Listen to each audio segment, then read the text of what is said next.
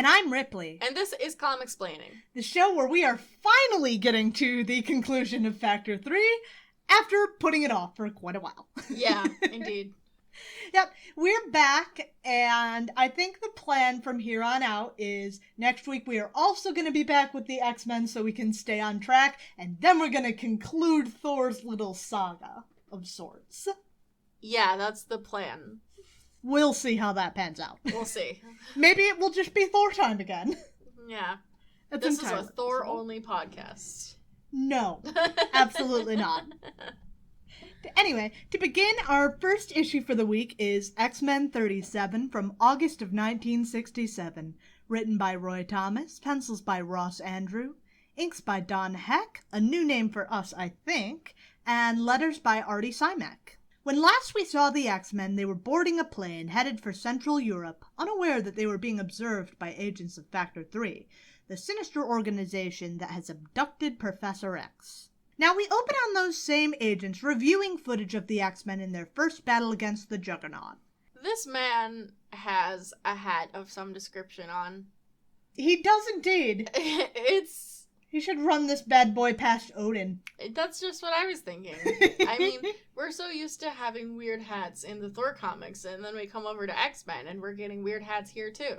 This is a weird hat-only podcast. Yeah, that's true. Despite being an auditory medium. Right. That's what we do here. Yeah. Weird hats. So, this dude's hat has, like... Spikes. Spikes doesn't quite describe what it is. It's like... On both sides and on the back, there's a large protrusion. But the back one actually is a spike. It is a spike. The other two look like faucets. Yeah. Open it like up, all the bad thoughts pour out. And then from the back spike up to the top, there's like this ridge. That's also atop a wave, which is also a point. Yeah, and this whole thing is orange and pink. It's quite a look. It's quite a get-up. It is. And they're baffled as to how these kids could have defeated someone like the Juggernaut twice. Well, after a while, this guy who's watching it, he thinks he has it figured out, and he's confident now that Factor 3... The front is even worse. The front also has a spike. Oh my god, that's awful. I don't know who told this man that this was a good look, but he also has, like, a bicycle helmet, like, chin strap underneath it. Yeah. That is bright pink. Jesus Christ. Well, Mr. Stupid Hat, he thinks he has it figured out, and he's confident now that Factor 3 can take the X-Men. And now, they can get ready to stop the X-Men once and for all, so they can stop getting in the way of their plans. Now, as for the X-Men, they're still mid-flight, talking amongst themselves about just how they're going to find Charles and bring him home. There's a close call with a stewardess, who happened to hear a little bit of their conversation, but Hank manages to turn her away, and they get back to business. When suddenly, there's a jolt through the plane. Scott tries to reason it away as a bit of turbulence. Whether that's true or not, a moment later there's a much more serious jolt, as the plane is rocked by some kind of explosion. It's still flying, so the X-Men peer out the windows, spotting one of those egg-shaped UFOs that have come to become Factor 3's kind of sort of trademark. And they can see this thing coming around for another pass, so the X-Men move to bail out of the plane before it does, hopefully saving everyone else on board before they're killed in the effort. So the X-Men rush for the doors of the plane, and Hank manages to pull one of them open. And they dive out, holding on to one another. I mean, the cabin is now depressurized. It depends on how low they're flying, whether or not it needs to be pressurized. That's true, but they're above the clouds. Right, they're flying through the mountains, so assumedly they're flying pretty high, but I don't know, maybe if they duck down far enough, it's fine. I don't know. Plane scientists, tell us the truth. Do we know anything about how planes work? Tell us if I'm right, or if I'm wrong. Maybe I don't. Well, they jump out, they're holding on to one another. Warren, Scott, and Hank are grouped together, and Jean and Bobby are grouped together. And they were right that the UFO immediately loses all interest in the plane, focusing on the teens as they fall through the skies of Central Europe. And the UFO whirls back in their direction, so Scott whips his sunglasses off, exploding the attacking ship almost instantly. Scott apparently hadn't been aiming to blow it up, but he really doesn't feel all that bad about it, all things considered. They were willing to not only try to kill them, but everyone else on the plane, so, fuck them. Also, for those keeping track at home, this is the second time we've ended up with Scott in some kind of aviation-related incident. This will eventually become relevant, but it's already a trend. Jean and Bobby tumble through the air, and Jean is doing her best to try to slow them down, but her best isn't really enough in this case. They're going to hit hard if it's just up to her. So everyone is really counting on Warren. Warren, who has a suit jacket on. So that's a problem. Scott, who has up to this point been holding on to Warren's waist, he sets to work trying to rip the jacket so Warren can get his wings out of their harness. And he's making pretty good progress when a sudden gust of wind blows his glasses off his face. This is a comedy of errors. It is, but I really like it because the tension's actually kind of up there here. Yeah, which is really fun. Reflexively, Scott reaches out to get them back, but in doing so, he's let go of Warren, and he is now falling solo, blind, towards a jutting pinnacle of rock off of one of the mountains. Jean tries to shout out a warning to him, but over the rush of air, Scott can't hear her. So Hank grabs this suitcase that Warren was holding for some reason. He thought to grab this suitcase as they were leaving the plane. And he jumps away from his friend towards Scott, and he hopes that his momentum's going to knock the two of them off course of the spire. But there's no luck on that one. He does manage to grab hold of Scott, but by the time he does, he's lost all of his momentum. So it's the best that he can manage, but what he can do is yell for Scott to start blasting. And that close, Scott can hear him, so he manages to open his eyes and blast away at the jutting rocks just in time to save the pair of them. Meanwhile, Warren has finally managed the work of getting free of his suit jacket and his wing binder. And he flies over and he scoops up the pair and he brings everyone over to Jean and Bobby, where they try and sort out how to solve this problem. So Scott, in a very Scott move, proposes, Warren, let me go lighten the load so you can save everyone else. You fucking drama queen, everyone is falling through the sky. You're not that heavy. Oh my god. Scott. He's a lot. Jean's outfit is very cute, by the way. It is really cute. I love it. I love the low-slung belt. Yeah. That's probably my favorite part of it. So quite obviously, Warren isn't on board with this solution. And Jean's TK is tapped out. So that just leaves Bobby. So Bobby starts making this ice slide so they can start slowing down so they don't hit so hard. And they're still going pretty fast by the time they hit the end of the slide, but they've slowed down enough that they're no longer at risk of losing their lives. So once they manage to gather themselves, they go into the suitcase that Hank brought along with to change into costume. After all, they've already met with some trouble. Another matchup with Factor 3 seems inevitable at this point. And they're right to think so. Shortly after changing, one of Factor 3's spider robots strides onto the scene, ready to throw down. Pretty similarly to how Spider-Man did a few issues before, forcing its head to aim its beam back at its body with her TK. But that's only going to work for one of them. Soon they're surrounded, and some agents of Factor 3 come onto the scene to take them prisoner. Well, they give the X-Men the good old villain choice, join us or die. And the X-Men give the proper heroic answer and refuse.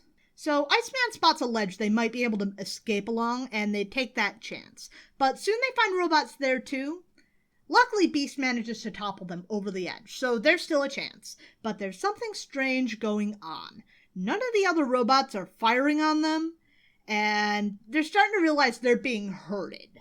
So Cyclops blasts the ledge behind them, trying to stop the robots from giving chase, and the X-Men dash along, looking to get out of danger.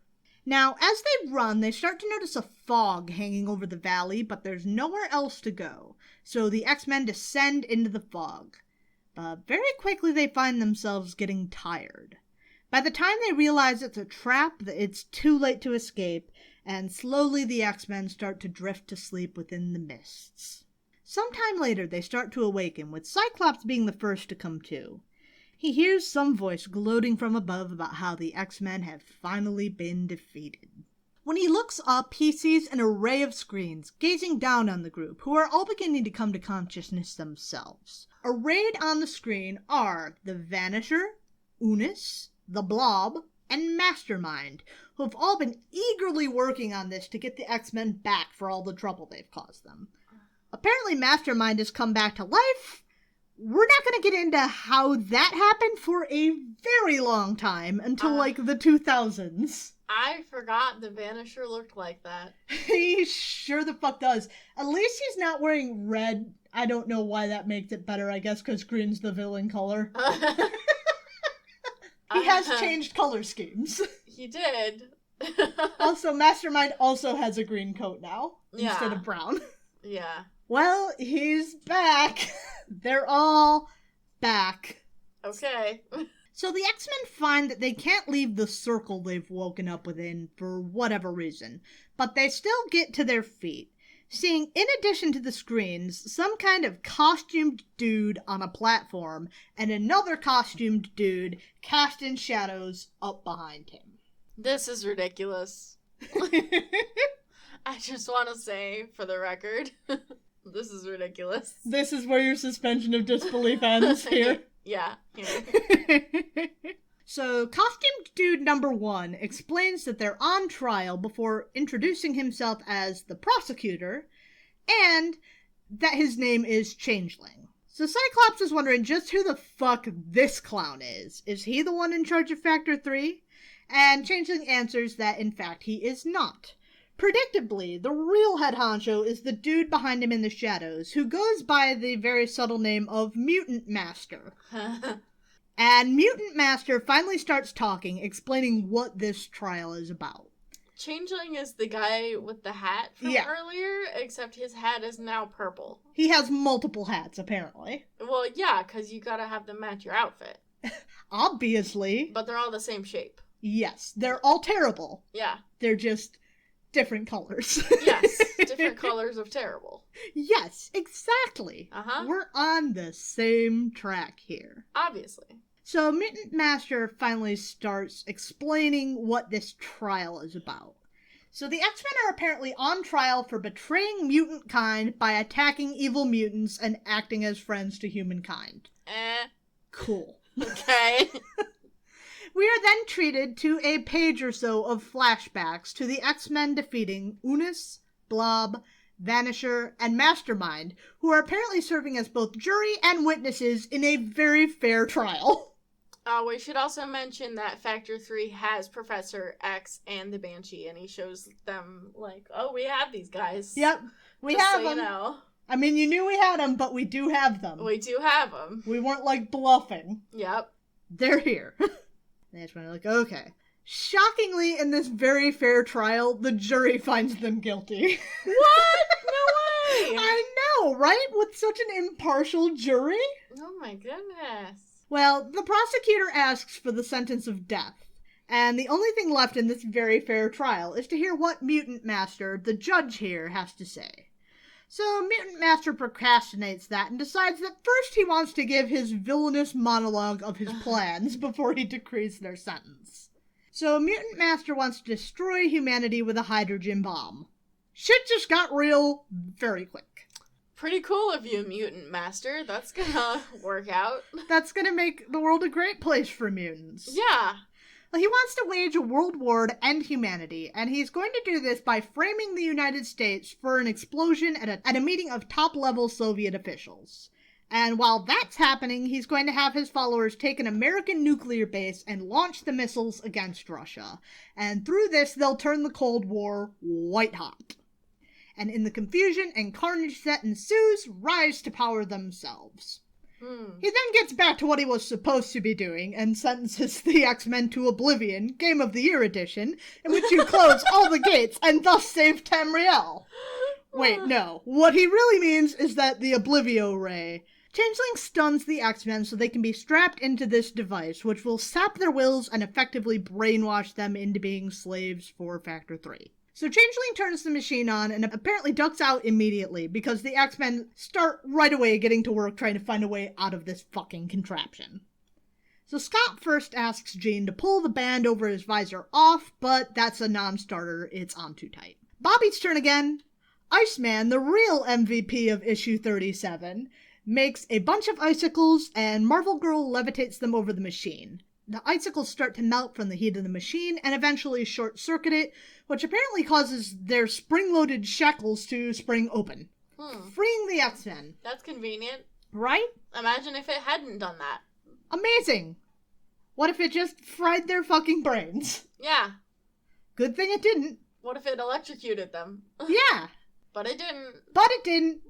Well, Jean starts back trying to unfasten this band off Scott's face, but before they can really get that settled, a robot comes into the room. Apparently he was sent to guard the X-Men, and he's wielding both a flamethrower and a machine gun. He sure is. And he's apparently none too pleased that the X-Men are up and about, so he starts attacking. And I just want to note that I love the fact that Jean just picks Scott up with her TK. Oh my god. It's like, well, you're not much use in this, so I'm just gonna get you out of the way. Christ, she actually did. She really fucking did. That's really funny. People just pick this boy up, I'm telling you, man. Just pick him up. It's fine. It's like an angry kitten. He is. Even now it's like, what the fuck, Jean? What happened? I can't see anything. He doesn't actually know it's Jean. He's just like, what? What's happening to me? Well, presumably he can feel that no one is actually touching him. Yeah. So, it's That's reasonable to assume that it's Jean. Yeah, and she was working with him just a minute ago. Yes. But the rest of the X-Boys set to work fighting the robot. Warren distracts it, Bobby manages to stop up its flamethrower with ice, and Hank effectively blinds it. And apparently now Jean has managed to free up Scott's eyes, so he puts the finishing touch on the robot, blasting it and finishing off its sensors. So the robot just starts wandering off, firing wildly, but he's not firing at the X-Men anymore, so it's fine. The X-Men quickly run back to the main chamber where their trial was held, searching for Changeling and the Mutant Master to put an end to their evil scheme, but by the time they get there, there is no sign of either mutant. From the screens on the wall, though, the X-Men are confronted by Mutant Master, who lets them know they're too late, and that within the hour his evil plan will be put into motion. And on that cliffhanger, we move on to X-Men 38 from September of 1967, written by Roy Thomas, penciled by Don Heck, inked by George Rousseau, and lettered by a new name, L.P. Gregory. We open this issue effectively on a retread of the last page of last issue, so there's nothing really to sum up there. The X-Men wonder why Mutant Master wasn't concerned that they'd broken free, when Hank insists that they need to get out of here toot sweet because there's a bomb here and this base is about to self-destruct. So the X-Men are all fairly confused as to why Hank thinks this, but no one is about to argue with the local genius, so they make a break for the hangar, entering two of Factor 3's flying eggs and taking off, where Hank begins to explain that he apparently sensed a bomb under the floor of the base with his feet. As one does. I don't know how that works. Secondary mutation? Sure. I accept it. Well, he just finishes telling his story as the mountain explodes, but the X-Men are already safely away by that point. So we return back to Changeling and Mutant Master, wherever they are now, assumedly not in the now exploded mountain. And the pair of them are bickering. Changeling is being snide about there being escape craft left in the building, and how he does all the work because I guess Mutant Master can't move, which is the first we've heard of that, but okay. Changeling's getting real ballsy with his charges, but Mutant Master fires at him with some kind of laser, and that shuts Changeling up pretty quick. Mutant Master pretty much calls out Changeling for pissing his pants, and he's like, yeah, you got me, I'm not challenging you, I give, and Mutant Master's pretty much like, damn right you give, now let's take over the world. Your typical villain-flunky relationship. Exactly. Except Changeling's a little more challenging than a lot of them. Yeah. While Changeling stalks off unhappily, growing more and more displeased with this whole Mutant Master situation all the time. Factor 3 came together because mutants were tired of facing bigotry, but it seems that Mutant Master is looking to live up to his name to not just be Mutant Master over the human race, but the mutants as well. And Changeling's none too happy with this, but he does still assist with his plans. And then after Changeling leaves the room, Mutant Master confirms aloud that Changeling is indeed right about his plan. Of course he does. Alright, enough of that. Back to the title characters of the book. The X-Men have finally touched down at their school, and just as they have, Cerebro has found the signals of Factor 3's collaborators in 2 locations. Everything is proceeding according to Keikaku. Keikaku meets plan. Well, the X-Men split into two teams.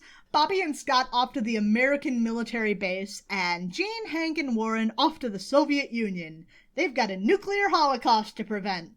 Through the magic of giving our heroes spacecraft, we're able to ignore the improbably short period of time that the X-Men have to accomplish their tasks by having them show up at their destinations remarkably quickly, but it's fine. They have spaceships and they flew faster than radar, whatever the fuck that means. Sure they did. Why not? Marvel Girl, Beast, and Angel touch down in the Soviet Union. So Angel does a quick bit of scouting and he finds the Soviet brass holed up in a medieval castle. Okay. I don't know how many of those there are in Russia, but I don't know enough about Russia to say that that's wrong. Yeah, I don't either. I feel like it's probably none, but I don't know enough to say that for certain. It feels wrong, but I can't reliably call out Roy Thomas on this. Yeah. Well, Angel scoops up Jean and flies her off to the castle, even though she's perfectly capable of levitating herself and Beast is too heavy and cannot fly. But he's forced to, I guess, climb the walls of the castle. To be fair, he is also very capable of this. So a guard notices Marvel Girl and Angel mid-flight, and he's ready to open fire, but luckily along comes Beast to knock the guard out and save the day. Hooray! Yay! The guard's gun fired, though it didn't hit Marvel Girl and Angel. Not hooray! Oh no. The alarm is raised, and the rest of the guards pour into the room with Beast, who's putting up a pretty valiant fight. The other two take advantage of Hank's distraction and search the castle, trying to find either the explosive device, or the mutants carrying out the plan, or the Soviet military brass themselves. And through one door they find exactly what they're looking for. They find the Vanisher, the Blob, and a load of goons. I would love to know how the Vanisher got his memory back, but I suppose these sorts of things don't always stick.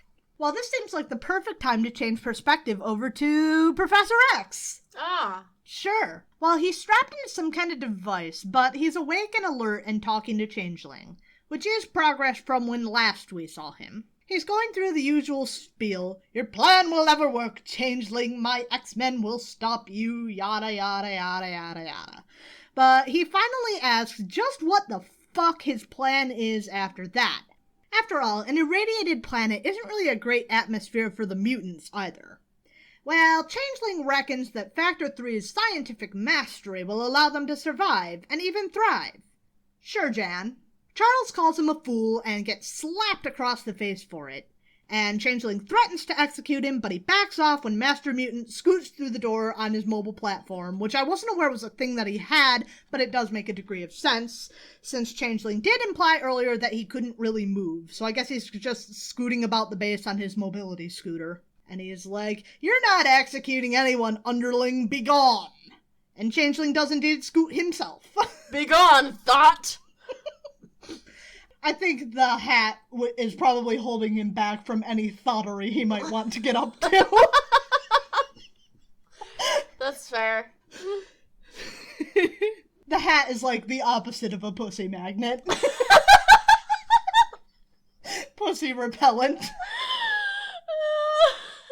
Oh no.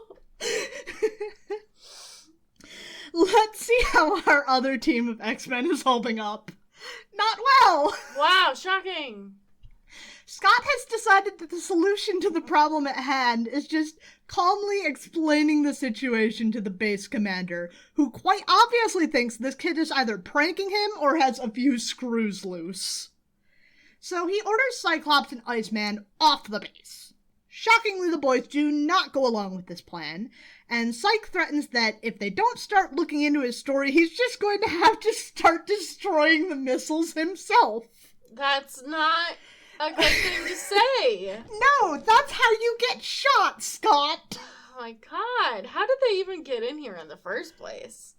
Maybe they went through the gate and were like, I have to talk to somebody, this is really important. I mean, yeah, but usually that doesn't work. Not that I know from experience or anything. How would you do it with all of your military base break-in experience? Rock through the window. I was thinking stow away in a laundry truck. Oh yeah, that's pretty good.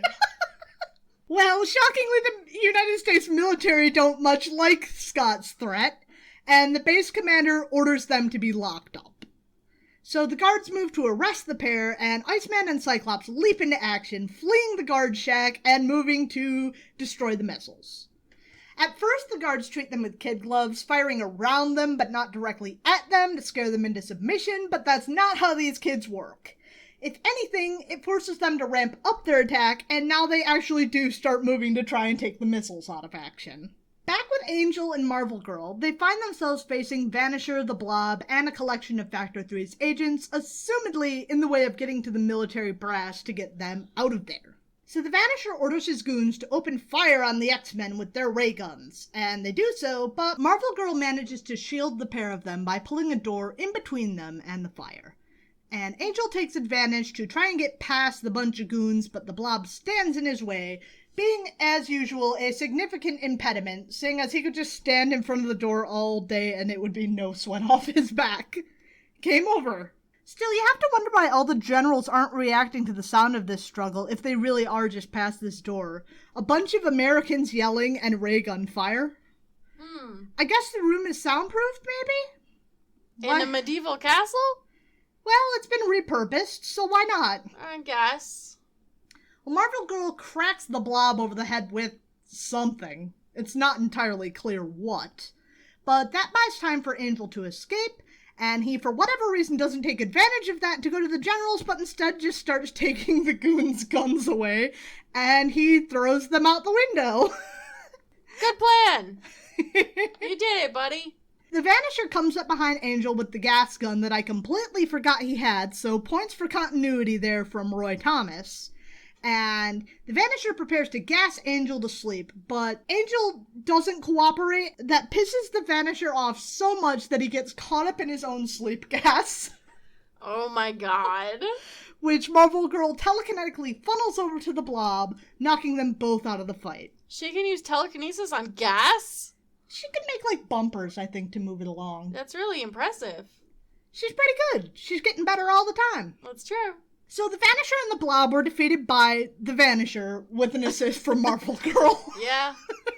Great job, guys. Good, go team. The Vanisher is just conscious enough to teleport himself out of there, but he leaves the Blob. I can't...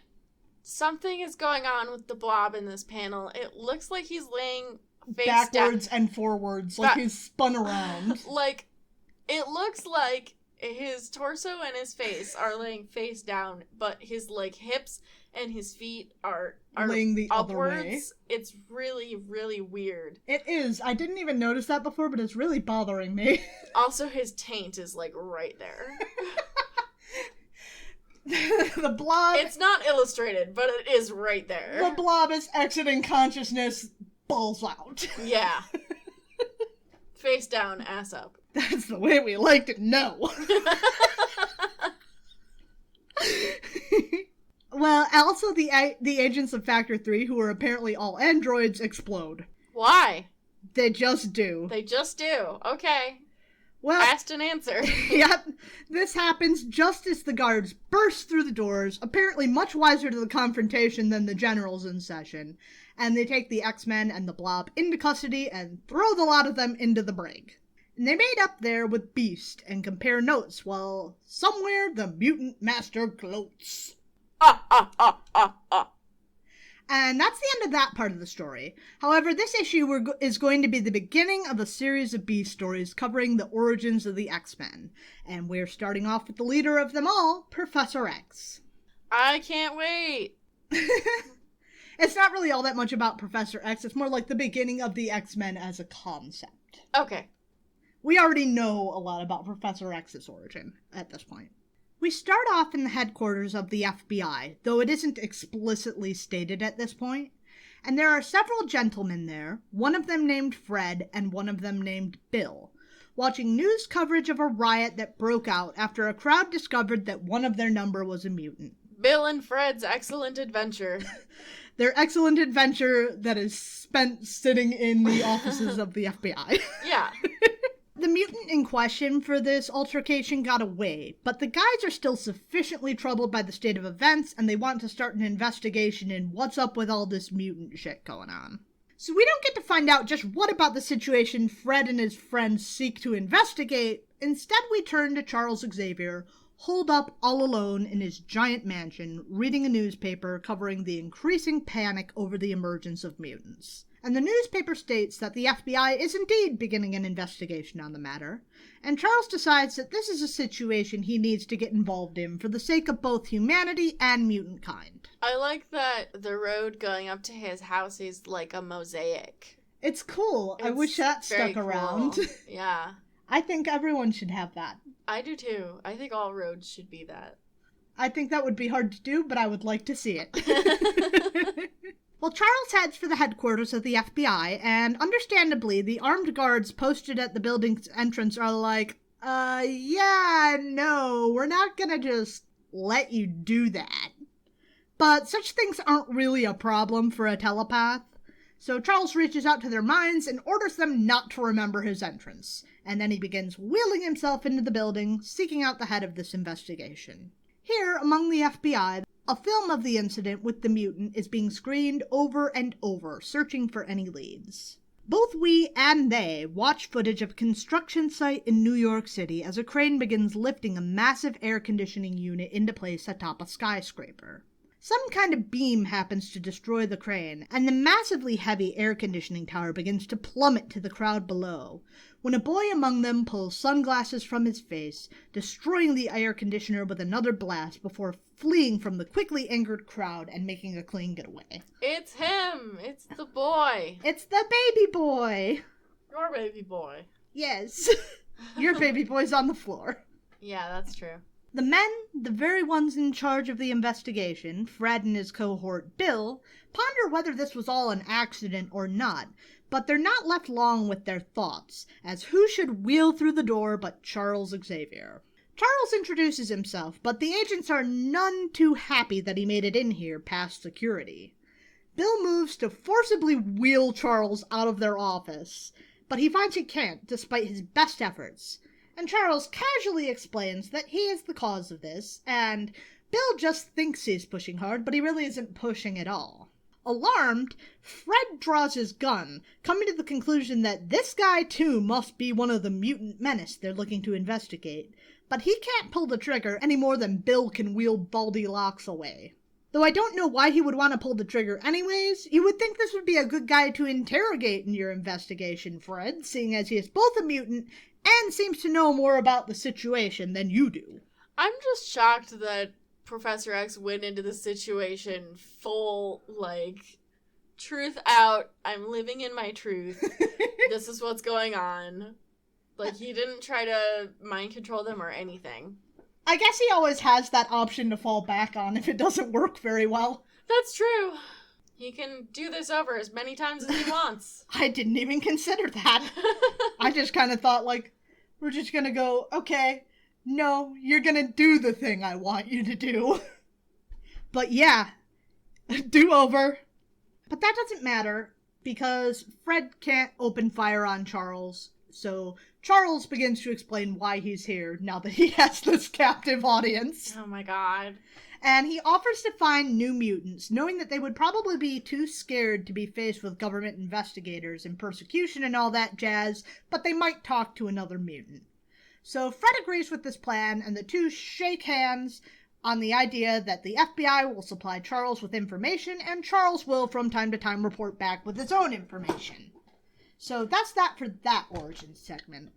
We move along to X-Men 39 from September of 1967, written by Roy Thomas, penciled by Don Heck, inked by George Rousseau, and lettered by L.P. Gregory. There's some stuff going on this cover. Yeah, you may see here on the cover the debut of some new costumes. Some of them are pretty iconic, some of them less so. I'm looking at you, Angel.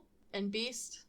Beast's, well, does stick around for a while, but it's not particularly iconic. It's just not terrible like what Angel is wearing. Yeah. Bobby seems to be completely unchanged apart from a snazzy new belt, but that can't really be helped. He's covered in ice. Right. But Marvel Girl's outfit and Cyclops, these are both fairly iconic looks for the two. Yes. Marvel Girl's outfit, but we'll get more into that once we get around to the new costume. Yeah. We open with a quick summary of the situation at hand from Mutant Master's point of view, before starting off properly with our still uncaptured team of Iceman and Cyclops as they attempt to fight off the entire United States military. Yeah, that's going well. They're actually doing fairly well, considering that the military even have fucking jets involved, but the pair of them are still alive. That's good. With some help from Bobby's ice powers, the two of them make for cover of the base's air filtration system. After all, if Factor 3 is going to strike somewhere, it's going to be there, right? Bobby coats the filtration system over with ice, and it seems the day is saved. Mutant Master is defeated on the second page of the book. Yay, X-Men! Yeah, we did it! Oh wait, of course it can't be that easy. The boys are suddenly slammed against the wall by giant metal tentacles, having seemingly appeared out of thin air, and nothing the boys can do is having any effect on the things. It looks like it doesn't look like a tentacle. I'll say that. I don't, It doesn't look like a tentacle. Things to consider.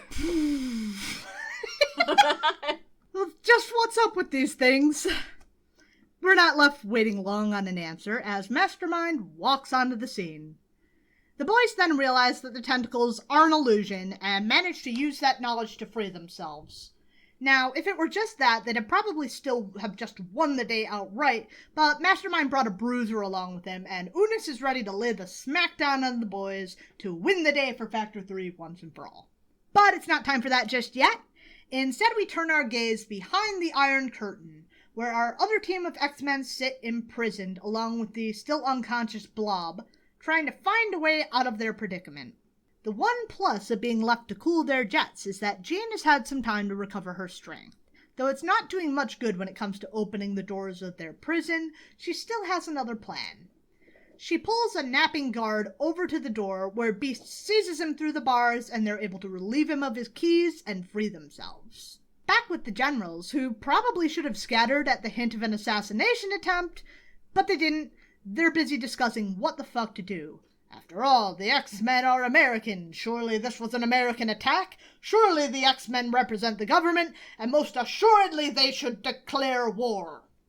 Not so, says the Beast in Russian as he bursts through the door. He's quickly followed by his friends, one of which, Ms. Marvel Girl, has finally located the bomb, hidden away in a satchel left sitting in the room. She wrenches it from the hands of the soldier carrying it, readying to fling it away from the scene and save the day when an error is made clear. Probably the X-Men should have relocked their cell door after leaving it. Yeah, they should have. Why didn't you do that? Their plan guy wasn't here. Oh my god. Scott had the only brain cell. That's true. He has possession of the brain cell right now, but he's not using it for much. I don't believe that he does, actually. Who has the Professor X. I mean, you could say that Scott has the brain cell, and yet his plan was, I'm gonna tell the military that I will blow up their missiles, because that's gonna fucking work. Yeah, he doesn't have the brain cell. Professor X has the brain cell, and this is why it's such a problem. Factor 3 stole the team brain cell! Yes, exactly. This is why we have to save Professor X. Not because we like him or anything. We don't like him or anything, God. Well, the Blob is here, and he's large and in charge and ready to start World War III. So he manages to grab the briefcase back out of the air, and we flip on back over to Cyclops and Iceman. They're fighting Mastermind and Unis, but they're not having much luck, and what's worse, the soldiers are closing in on everyone. But it seems that the pair have managed to save the day after all, because illusions or not, even if you're Mastermind, they're still gonna shoot you full of bullets, so it's time to go. Everybody ducks the fuck out. Cyclops manages to make a mist somehow by blasting some of Bobby's snow or ice or something, and they didn't even have to smash every nuke on the premises to do so. The day is saved. But there's still potential that the Russians could decide that this is the time for war should their leadership be destroyed, so our fat's not out of the fryer just yet. The X-Men attempt to talk the Blob into releasing the bomb so they can save the day fully. For a time, he's fairly stubborn about it, asserting that he's damn near invulnerable, but he's swayed by Jean's insistence that it would be a pretty big risk for Mutant Master to just leave the Blob as a survivor who could let slip of the plan and ruin all of his machinations. Blob still wants to see Mutant Master's plan come to fruition, but he doesn't want to die, so he just whips the briefcase elsewhere in the room and makes a break for it, assumedly with pounding footsteps. Thump, thump, thump, thump. Really concerned about Jean's waist here. Oi, that's bad. That's really bad. Don't like that. So the Blob makes a break for it, but that's all the X-Men need to get the thing gone. Angel flings the briefcase off into the air, where it puts on a hell of a light show, and the Russian generals finally realize that the X-Men weren't lying. Fueled by adrenaline, our teenage heroes make a break for it, with Angel's wings managing to get them back to their flying egg saucer to make it off to parts unknown so they can stop the Mutant Master once and for all. Speaking of which, he's none too pleased with how his plans have been foiled, but using the flying saucer's sensors, the X-Men have begun closing in on his location. Cyclops and Iceman are the first to touch down, and they begin cautiously venturing into Factor 3's hideout. They don't make it too far when they're nearly killed by some kind of trap that I can't really figure out. I don't know what the hell, if he opened fire on them, or if this is something falling, or what the fuck it is. It's not clear, but what is known is that it's a trap, but it didn't kill them. And Master Mutant slides on into view, ready to blast them but good. And what's worse, it seems that the rest of his goon squad have arrived too. Vanisher, the Blob, Mastermind, and Unis, all fully ready to take out their loss on the boys. But the boys aren't without backup either. The rest of the X-Men have finally touched down, and they're here, and it looks like we're set for a good and proper brawl. When from the side erupts Charles Xavier that there's no need to fight, that their real enemy is the Mutant Master, who has been manipulating them all to his own ends. He points out several seeming mistakes that he asserts were anything but. After all, he didn't kill the X-Men, he ordered them to be obliviated. He left ships with which they could escape, even though none of this makes a whole lot of sense. There are some problems with Mutant Master's plan here, but whatever. It is beginning to sway the evil mutants to the idea that not all is as it seems. That's enough for Mutant Master to realize he's not going to get them back on his side, so he unleashes an army of robots, and we get a really weird team-up that no one anticipated as the evil mutants and the X-Men join up to smash Mutant Master's androids to pieces. I mean, I feel like they should have known, because he calls himself Mutant Master. Yeah. No shit. I mean, okay. You thought he was just gonna stop? When someone is your master, that has implications. It sure the fuck does. But okay, guys. No one ever accused these guys of being brainiacs. That's true. A lot of them have been fully willing to just be like, we'll let Magneto do all the thinking. So having someone else show up be like, I'll do all the thinking and I will make life better for you. They were just ready to go with that, I guess. Yeah, I'm really troubled by how Mastermind is here, by the way. And I know you said we're going to get to it later, but... Yeah. I hate it. It's stupid and weird. And they probably should have just not turned him to stone if they wanted to use him again. It kind of seems like they just forgot that he was stone. It does indeed seem that way. Because they haven't addressed it at all. No. Like, they even did address Vanisher's memory being weird, but they never mentioned what the fuck is going on with Mastermind. No, it's really deeply troubling. It's not great. I don't know what the fuck that's all about. Yeah. But, okay. So, we get this weird throwdown. But we are missing one last combatant here. Banshee stumbles out of the chamber that he and the professor were imprisoned in, only to be set upon by one of the androids. Of course, because this is what he does, he shrieks, and the robot just explodes. He just faces everything with screams, and I can respect that. I can relate to that. You should have heard me driving earlier. Oh, God. Well, Banshee realizes he's not going to permanently injure any of the non-robot combatants, so he feels free to let loose. But when he does, we get one hell of a sight. Saying not all was as it seemed when it came to Mutant Master was the understatement of the century. I can see that. As Banshee lets loose, Mutant Master's pedestal and seemingly his whole self explodes, revealing some kind of alien creature underneath. Yep, it's aliens looking to enslave Earth again. Roy Thomas just repeated the same lackluster plot from Lucifer the second time around. It was a little better this time, but it's still stupid and bad. It's like it looks like a Cthulhu monster, like a eldritch thing. Yeah, it does indeed have squid monster vibes. Mm-hmm. Squid aliens from space. Uh-huh. Cthulhu is here to conquer the world using mutants. Yeah. As you do. As you do when you're Cthulhu. Yeah. Well, under the onslaught of Banshee's shrieks, the Mutant Master is heavily affected, unlike the humans, and he destroys the rest of his robots. Then, for some reason of absolutely terrible timing on Roy's part, another Professor X enters the scene. One of the professors was Changeling, but now with the arrival of the second, the ruse is revealed, and now that we're done with that non sequitur, back to the fact that, oh yeah, Mutant Master pressed self-destruct. Oh my god. Well, he too is self-destructing along with his robot, and he dies before the eyes of all the assembled mutants, choosing death over capture. Well, even though they teamed up momentarily, Unusu announces that, for some reason, he set the whole base to self-destruct, instead of after they sort everything out, so they all go their separate ways so they don't blow up. The X-Men back to their school, and the evil mutants off to fuck knows where. On arriving, though, Marvel Girl has a surprise for the bunch. Now that they've all proven themselves, they get new, individualized costumes. Cool. I would argue with Warren's assertion that he now looks like an angel. He is a primary colored nightmare in suspenders. When did she have time to make these? Who knows? She's supposed to be back at school, so, like, don't you also have studies to attend to, ma'am? This is the second costume you've made in, like, less than a year for 5 people. 5 people. I can't fucking count. I mean, all Bobby gets is, like, a belt. So I think it counts as 4.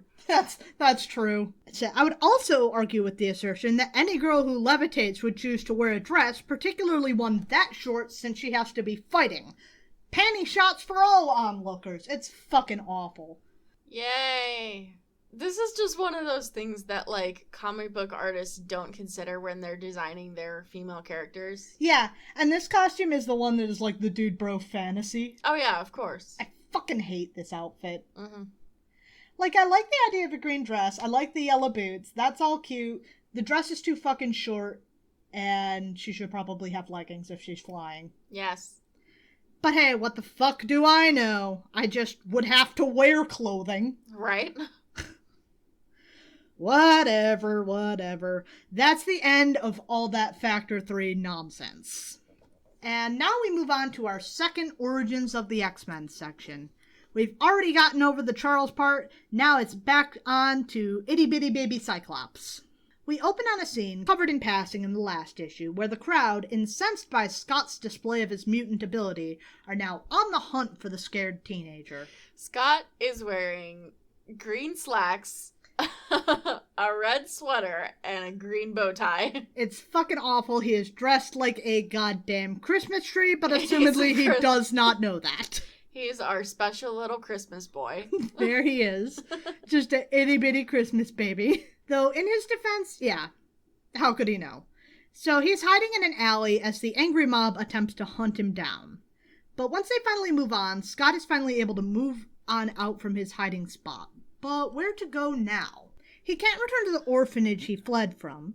He can't go back to where he was, or the mob is going to find him. So he carefully starts making his way towards the outskirts of town, trying to get away from this spot, until he spots a freight train just beginning to get rolling. And without a second thought, Scott makes for it, knowing that the train will get him out of town and away from the people looking to hurt him. Meanwhile, back down in Washington, D.C., Charles Xavier and Agent Fred Duncan review the list the FBI have compiled on suspected mutants.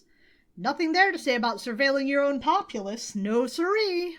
But Charles in particular is drawn to Scott's name on this list of mutants. Now here is the point where we really have to make a note that what we know of Scott's origins at this point, there are reasons not to take it at face value. But those reasons aren't going to become clear to the rest of you for a few years. I promise we'll get there, but I need you to accept this as fact at this point. It will make sense eventually. So, Scott is a young man whose optometrist confidentially contacted the FBI to let them know that there is something up with this kid, and you want to keep an eye on him. Fred calls this young man's orphanage, and they disclose to him that on an outing with one of the orphanage staff, Scott just disappeared. Charles decides he's going to pay this optometrist a visit to figure out just what made him think Scott was a mutant. So at this visit, the optometrist breaks doctor-patient confidentiality and discusses the matter, though to be fair, these problems don't exist for telepaths. Well, Scott was brought to him because he had these debilitating recurring headaches that just wouldn't go away. Nothing would do much for it but these ruby quartz sunglasses, and that seemed to at least help. But the doctor's concern was driven by the fact that when he examined young Scott, he noticed this odd glow in his eyes. Nothing to say about the fact that a mere physical characteristic of this boy made the doctor decide that the fucking cops had to be contacted. No siree! It's fine. It's fine, it's all fine. It's fine. Anyway, we return to Scott, disembarking the train while it's momentarily stopped. He ducks out and into the woods where he finds a camp of homeless people huddled around a fire cooking up something to eat.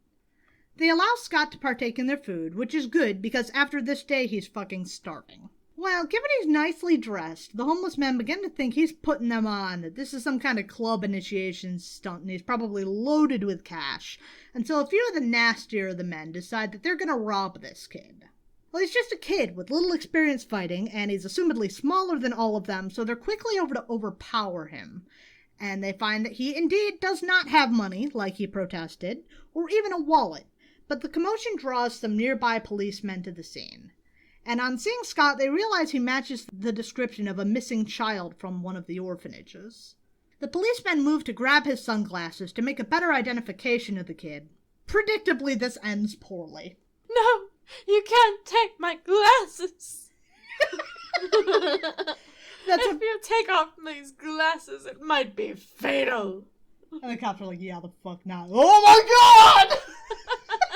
Holy shit! So the cops run away for backup as Scott scrambles across the ground, Velma style, for his glasses. My glasses! I can't find my glasses! He does manage to eventually find them, and he rushes off into the woods, hoping to get away before the police return. Exhausted and scared, Scott wanders into a nearby clearing where he finds a shack, and suddenly he hears a voice in his mind ushering him to enter, which he eventually does, and there he meets another mutant.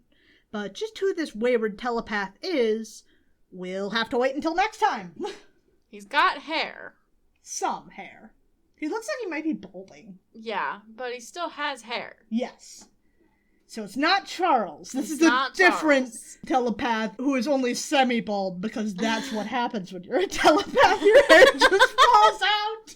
No! So what did you think of the conclusion of all of this Factor 3 nonsense? Let's start with 37. The one with the falling from the sky. I thought falling from the sky was interesting. There was a lot of tension. I'm not sure that the way that they solved the problem made any sense, but they did, so that's good. I'll give it 3 out of 5.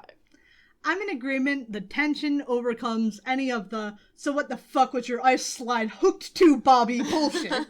I mean, they were past some stone pinnacles. Maybe he hooked it off a nearby mountain or something.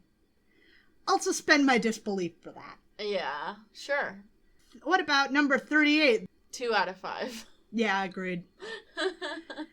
And our grand old conclusion, where all of a sudden Cthulhu's here and we're repeating the Lucifer plot.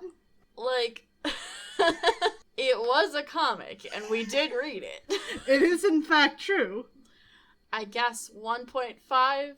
I'm gonna say 1 because where the fuck did that come from?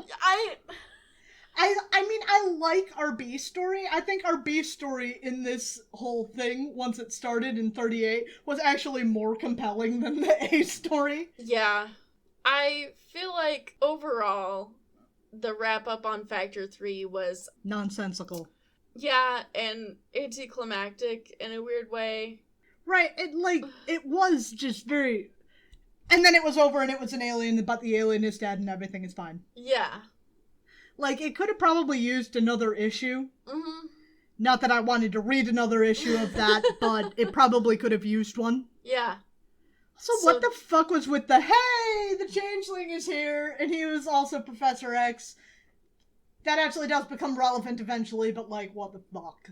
What was with the timing of that? Save that until after the alien dies. It just seems like Roy forgot about Changeling for, like, a few pages, and then he was like, oh shit, I gotta put the Changeling in here so that people know I didn't forget about him. Right, Mutant Master just disintegrated him off screen. Well, that would be fine. That would be in keeping with the rest of their relationship, frankly. Yeah. The squid alien is a lot to deal with. It just suddenly aliens. Suddenly aliens. Like, I was trailing along with that, and, like, the Mutant Master's plot was stupid, but it was fine for a comic book. I could roll with that, but then just, nope. Okay. Nope, it's aliens. I mean, they could have... It's so unnecessary, too, because they could have literally achieved the same thing just by being like, well, he's a bad guy. He wants to rule both the humans and the mutants that he's enlisted don't like that, because he told them that they were gonna be like... They're gonna get cut in on the action. Right. You could have just done that. He didn't have to be a fucking alien. Right. There's such a black and white view of how things work in some of these early comics that's just, frankly, what the shit just happened? Yeah. That's it for us. We just have to run through our usual stuff. So, airplane scientists out there, let us know if we're right about how depressurizing that plane would work at that kind of altitude. We want to know. Hit us up on our email, comicsplaining@gmail.com. Or if you want to discuss it one-on-one with us, you can always join our Discord. We put a link to join in every episode. You can also hit us up on our socials. We are on Twitter, Facebook, and Tumblr. For anyone who'd like to support the show, we do have a Patreon available. We are Comicsplaining there as well as everywhere. And we'd like to give a shout out to our one fine and great patron, Robin, the MVP of the show. If you want to help too, but you don't have money, we understand that. We are broke-ass bitches ourselves. So what you could do to help us out and get the word out, share it with your friends, but also just rate and review us over on Podchaser or iTunes. That's going to get us up in their algorithms and people can find us and listen to us. And we would really appreciate that. But if you want to see some of the absolute ridiculous bullshit like what this goddamn squid alien looks like, you can always check out the YouTube version of our show that we put out weekly concurrent with the audio version. Little clip show of just clippings of the comics to kind of display what we're talking about. So like and subscribe us there, and don't forget to ring that motherfucking bell! Yeah, but do actually. Yeah. Ring the bell. Smash that bell. Smash that motherfucking like button. Anyway, that's it for us this week. We are going to be back next week with another issue of the X-Men to make up for the week we took off. But after that, we will be back with Thor again. We will finish Thor's saga, I promise. That said, we're going to be back, and we look forward to talking to you then. Bye! Bye!